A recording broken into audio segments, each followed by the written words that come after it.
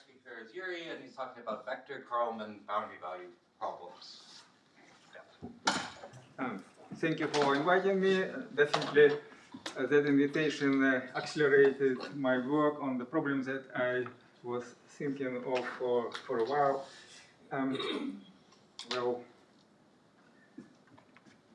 So the problem has a long history. It's about contact problems when foundation is not just a classical elastic material, but supposed to have variable Lambda coefficients which varies with depth. And starting with probably even in the 50s already was a model not perfect, and it if you have just plane problem, finite length stump, and foundation that has variation of Young modulus, then there was some experiments and also some canonical solutions which encourage to use that solutions and model, extend the model, and then say that that model could be quite accurate for describing what is going on around the contact zone. But that representation that you see, there is only one integral equation that is due to Rostovtsev, who actually used Flaman problem solution, generalized, and then wrote this equation. Then, of course, was then further generalization for axisymmetric problems, and with Weber-Schaff-Hartlib kernel, similar to this equation. But recently, I mean, 20 years ago, and then later on, then again, interest to this problem was, arise, and there are many problems where people use not only a Hertzian model, but Johnson-Kendall-Roberts model to describe what is going on at the corners of the stump. Myself, I also was involved in this activity, and with my co-author Hitarian, we solved a problem not for a stump and foundation, but for two inhomogeneous bodies with different LMI coefficients, and Young modulus. And also then I generalize this for interfacial crack between two different half planes. But that model, first of all, it is static. There is no way to extend it for dynamic problem. And another thing, that model has a very natural limitation. It only gives you an idea of what is going on only under the stump in a very, very close neighborhood. And you cannot even find a pures of stresses or what is going with displacements if you just go away, because there is no solution inside the foundation, only on the boundary.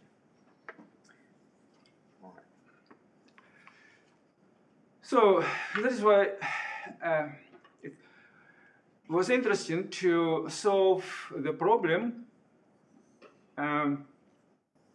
which actually includes standard moment balance equations, equilibrium equations, and straight relations, and the boundary conditions. Then you can, like if we, for instance, need to solve a problem, a plane problem for half a plane, then we write all these relations, then apply Fourier or for whichever is more convenient, and then find the solution everywhere, then go up to the surface, write integral equation, and maybe solve if you like it exactly or not, approximately, the variety of methods, and so on. But imagine now the Lambda coefficient is not constant and vary with depth, like you see lambda, mu, and since it's a dynamic problem, we of course need also to say something about the density, and it is natural to assume that density has the same power, so they vary according to the same law, all these three guys. And the boundary conditions. Boundary conditions, all right, so since we're thinking about crack propagation or moving a stump along the surface, we need probably use the first fundamental problem boundary condition. So we describe traction component on the surface, and of course it's easier to deal with steady state problem, so we assume that loading running along the surface with a constant speed, and if you have body forces which are there, you see this F1, F2, we also assume that have the same dependence. So we don't want to deal with transient problem at this stage. All right, so instead of working with wave functions, because you see it's standard, equilibrium equations in dynamic problem in terms of wave function, have two different potentials, and then solve it. It's like dynamic elasticity, for instance, Freund book, and all standard problems about crack propagation, we write a boundary problem for displacements. And since we have that y, also because of steady state, we forget about x. We use moving system of coordinates. Now we have xi, and but because of variance of Lamé coefficients, we will, when we differentiate everything, the balance equations, then we will have, you see, this 1 over y in both equations. So it means that even after we simplify everything, now we have varying variable coefficients. The boundary conditions, it's also a problem, because if you say, well, we just want specify the stresses, is what I did, on the boundaries, that is traction, then because we have y to the nu, a nu positive, then automatically the components, you see, that is tangential displacement, derivative of displacements, it's bounded, multiplied by y to the nu. When y goes to 0, that is cancelled, and that is also cancelled. So the boundary conditions now looks unusual, not usually. If you don't have y to the nu, then if you write the boundary condition, you have impact contribution from both of them. But now only normal derivatives are involved. In other words, now the boundary conditions are look like in terms of strains. All right. Apparently, it's very convenient to get rid of xi by using Fourier transform. It should be done immediately. We've done it, and we deal with Fourier transform. But we still have y, and a system of two equations with variable coefficients on a half line. So Fourier doesn't work, sine, cosine work. But what is ideal in this case? Mellin transform. So we apply Mellin transform, and wants class of solutions to be as wide as possible and quite natural. So displacements are bounded at the point 0, so on the surface. We don't want infinite displacement. And at infinity is also one-ish, but we don't know beta, we don't prescribe, just positive number, and as small as possible. Now, since we have that a boundary condition, you see, so it means that strain, the normal derivative, should have the singularity the same as y to the minus nu. Otherwise, the limit will not be finite, right? So that is why we know that the normal derivative of both functions with respect to y has a singularity y to the minus nu.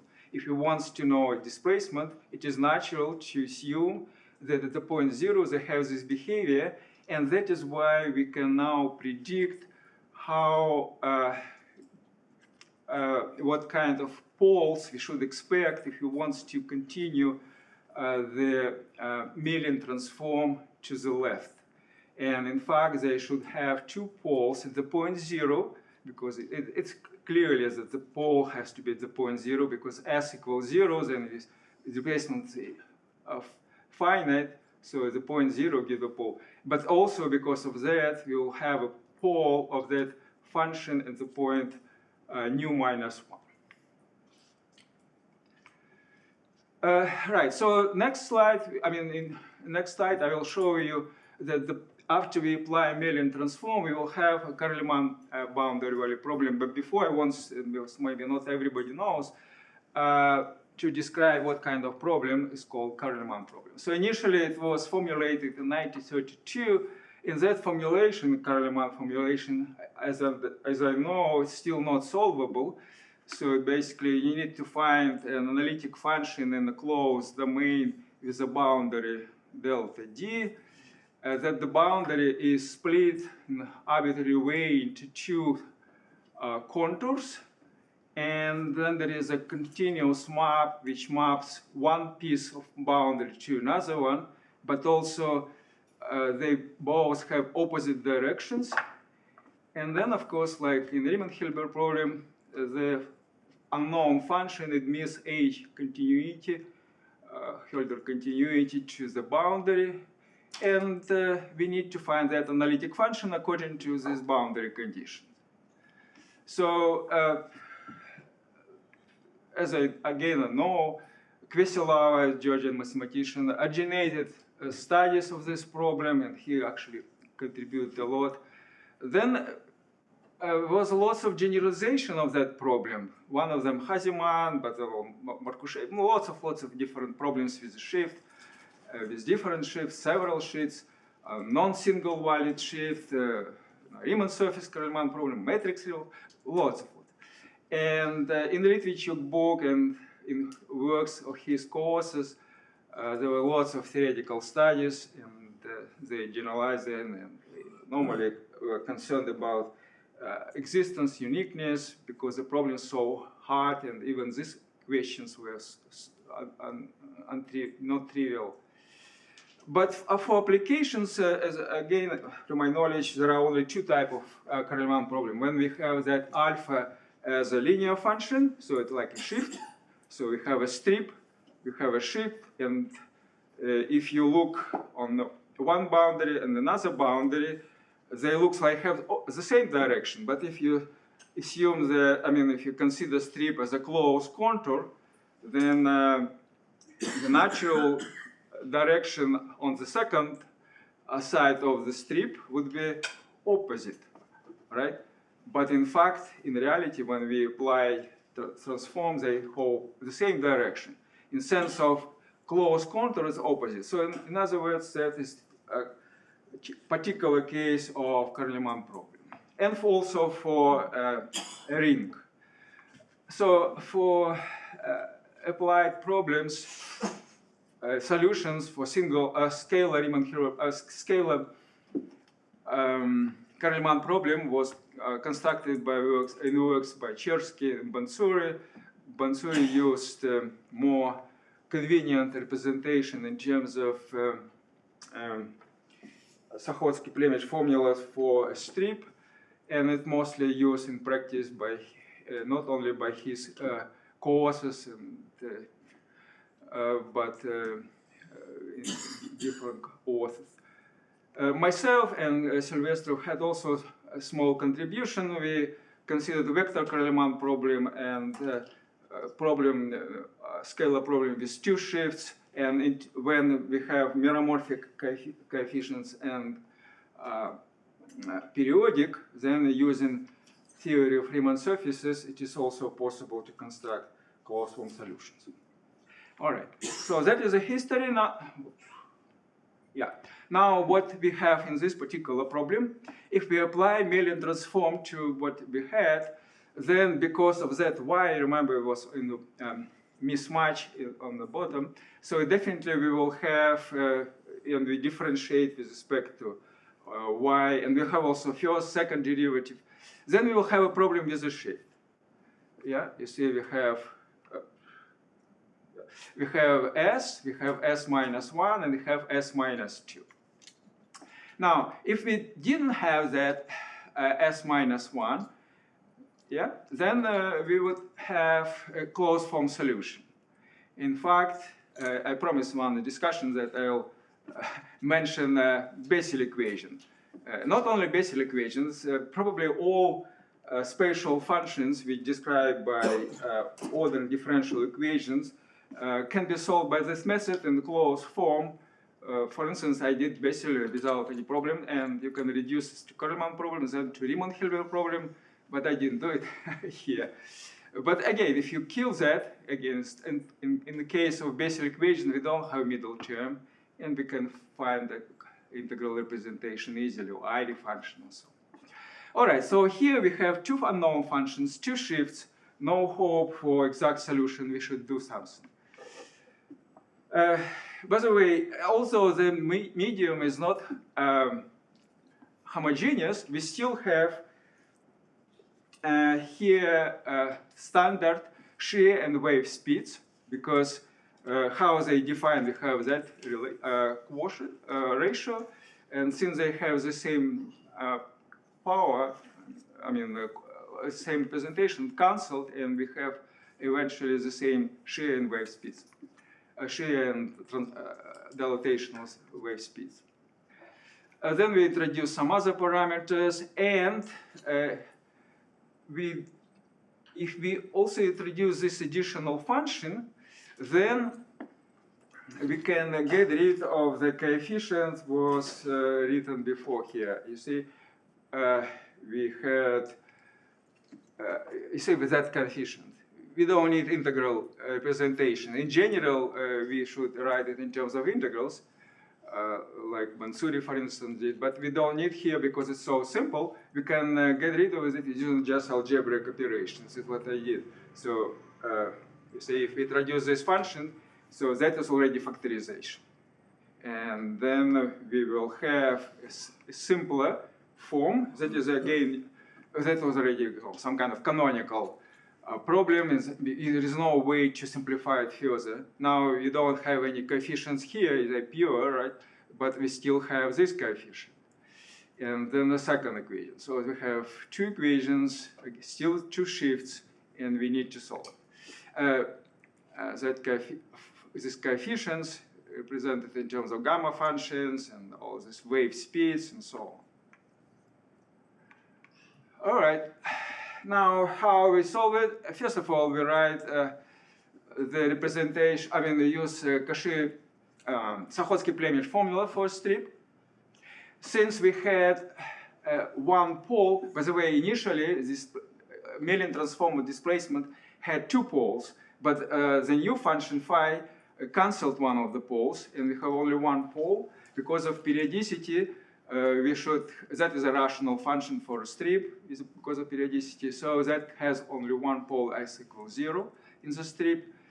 And that is a representation, still a known function here inside, but since it's on the contour, we can easily replace s by this p minus 1, and we will eventually end up with the integral equation. But this formula shows the solution in terms of, again, still unknown function on the contour, inside the strip and also on the boundary. So that's basically an analog of Sakhotsky-Plemish formulas. You see, we have plus minus, and yeah, and then Cauchy principal value integral.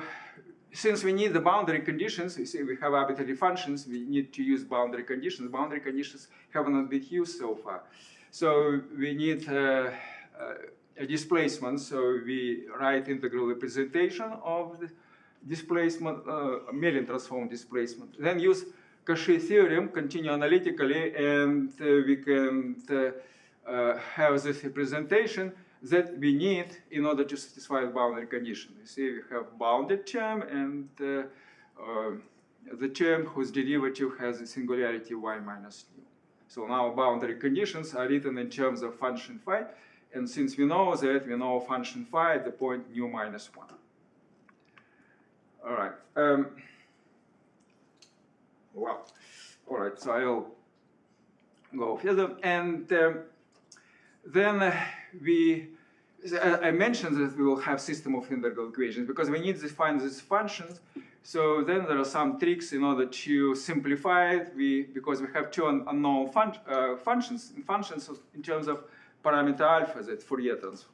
transform alpha, not with respect to S. So we can split it, and we have three systems which don't have unknown constants. All right, and that we satisfy the boundary conditions, and we will have the representation of this unknown constant C1, C2. Now, we want, of course, to make it simpler. We get rid of body forces, then one of these two functions immediately disappears. And we want, of course, simplify the load, because it will give us a chance to make solution simpler. And we will do now with delta functions. So that will give us a chance to write a green function later on. And in this case, it is possible, because now we have two-dimensional, basically, equation, right? We have alpha and S. But since we have that loading, it is possible to forget about alpha.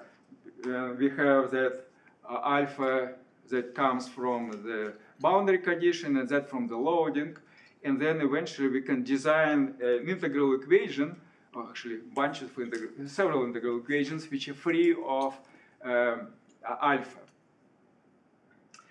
All right, now we write inverse Fourier and Mellin transform, use analytic continuation, and then integral with respect to alpha can be computed explicitly. And then we end up with a formula, nice formula, which gives us, by the way, the kernel the same as was in Rostovtsov model. But now we have the solution everywhere, not only on the boundary. See, that is a kernel that we eventually will be an integral equation. And if we can continue it to the left and to the right and have two types of symptotic expansions. If you go to the left, you have a symptotic expansion for small parameters. Small parameters include y and xi, both variables.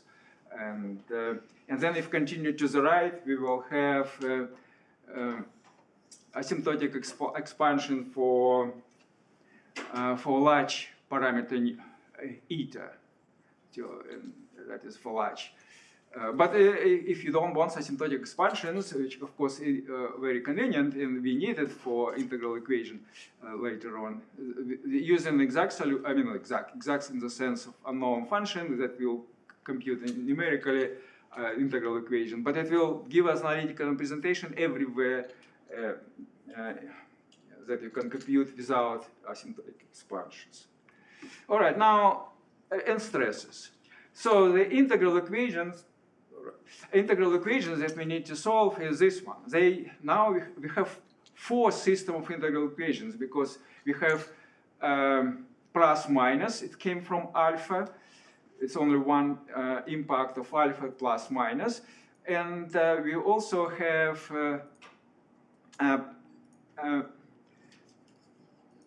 right now it's just two integral equations. And a J, it is because we have two unknown functions. So it's a system of two equations, and right now it's just two systems. How to solve it? We can split it into two equations from minus infinity to 0 and from 0 to infinity. Use map because we want to understand what is singularity at infinity. And now when we make that map, we apply this map, we can see that this is singular integral equations. They have singularity at the point 0 because of that kernel. There's no Cauchy kernel, but that kernel is still singular. And that term, all these terms are nasty because the functions are strongly oscillate at the point 0. So that is why we cannot just say, all right, let's do numerics and so on. So first contribution from this kernel, and second from the function G1 and G2, which constellate at the point 0. But at the same time, it is possible to design a quadrature method if we take into account the singularity of solution, oscillated singularity. We do it in this way. Yeah, first of all, these functions that oscillate, see, at the point 0, you can easily find the symptotics. oscillating singularity. And basically you just say, well, unknown function has this representation, the point 0, and then we don't know this delta, we can find it, we can compute this integral, then go to the system of integral equations, compare left and right hand side, and wants to cancel terms with singularities, and we end up with we end up with equations for this delta, because you see we have impact from a singular kernel and from an external term, both oscillate, and then we equalize them, and we have two equations for the unknown singularities, and then numerical methods. You know now singularities. We write this representation, and when we of course we want to design a quadratic formula for this integral when this function oscillates. We just remove singularity, then we integrate with as much term as possible, the singular terms, and then end up with this formula that's quite efficient. All right, so the algebraic system has this structure, and yeah, just 1 minute. And that is a half of the system. But the structure was in the previous slide. By the way, when you look at the system, it's not just like complete mass. It has very, I would say, if not beautiful, it depends, of course, on matter of taste, but has lots of interesting properties. It's unknown of that infinite system have lots of connections between them. When you compute your numerical stuff, so first of all, you can see that the terms which are responsible for the solution being physical, I mean real, have these properties. So, for instance, some terms have to be real or complex conjugate, and when you see on the part that needs not to be there, it's quite small, and this way you can have a feeling what kind of accuracy you have. So, for instance, this 10 to the minus 4th, it looks like it should be 0, but it's acceptable. And yeah, so then maybe I'll show you a couple of graphs, and that is. So that, for instance, so I mean that is life. I mean it's a working procedure. So it gives numerics. We can now go to evaluate displacements, stresses, not only on the boundary, everywhere. We can look what happens when we have variation of speed. So some effects predictable, some not. Basically, for instance, this one, you see this goes like to infinity. It's when we go to the relay speed. So lots of similarities, but of course some not different, something different. So it's what I did. Maybe I'll just say of interest in future. So after that, it is possible to design a green function and then proceed with solution of, say, crack propagation in the material, because then we will have the kernel. And when we have infinite crack, we have Wiener-Hopf problem. Now, Wiener-Hopf problem, I have to say Wiener-Hopf. A Wiener-Hopf problem with a symbol that is integral minus infinity plus infinity e alpha x. And the kernel is the solution of that problem that needs lots of numerics. But still, we can have evaluate the index. You cannot find singularity because you cannot see the kernel, but you know the symbol. And then we can proceed with solution of Wiener-Hopf. Right. I think because the lunch break is so short and I don't want to miss the next speaker, we should go to lunch now. But please ask questions during lunch break, I guess. Yep. All right.